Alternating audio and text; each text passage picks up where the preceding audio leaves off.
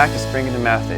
Today is lesson 4 in chapter 11. We're going to be talking about properties of reflections, rotations, dilations, and transformations. So let's go ahead and get started.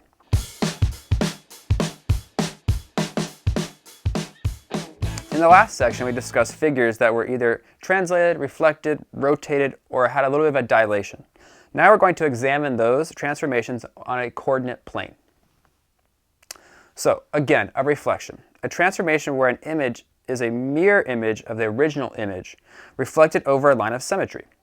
So go ahead and get out a piece of graph paper or draw yourself a coordinate plane. You can count or go up by intervals of 10 for this particular problem. After you've done that, go ahead and graph the point 20, 30. On your screen now you can see an image of the point N in purple. It is 20, 30. Now we're going to reflect this image over the line of symmetry in a moment. So go ahead and practice reflecting point N, which is at 20, 30 over the x-axis. I have already gone ahead and done this. So you can see here my original image, which is the point 20, 30, or represented by the letter N in purple, has been reflected over the x-axis and is now in the teal or blue color, and they call that the N with the little mark at the top, or I call it N1. And that is at the point 20, negative 30. So the line of symmetry in this particular problem is the x-axis. Okay, a rotation. A rotation is a transformation that turns a figure in a fixed amount of degrees, such as 90 degrees, 180 degrees, or 270 degrees. And it's rotated around a fixed point on a coordinate plane. Many times that fixed point is the origin, the point 0, 0. Now, I would like you to go ahead and graph the point 2, negative 5. And then we're going to go ahead and do some rotating with that point. So here on my graph, I have an image here, the point S. It's represented at the point 2, negative 5. I hope yours looks just like mine. So we're going to rotate this point S, which is at 2, negative 5, 180 degrees clockwise around the origin. Now, as I previously said, the origin is a very common place of rotation. So go ahead and attempt to rotate this point S around the origin 180 degrees. Hint, it should be going straight up. So here's an image that will help you. We have an arrow here dictating counterclockwise which way the point will be rotating.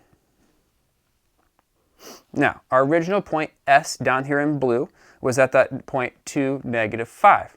And it is represented by the blue dot. It was rotated 180 degrees counterclockwise around the origin. And it is represented by the green dot, or S1. You can see here that we clearly rotated it 180 degrees, again, around that point of origin. Translations. A translation tells you how much to move an image around.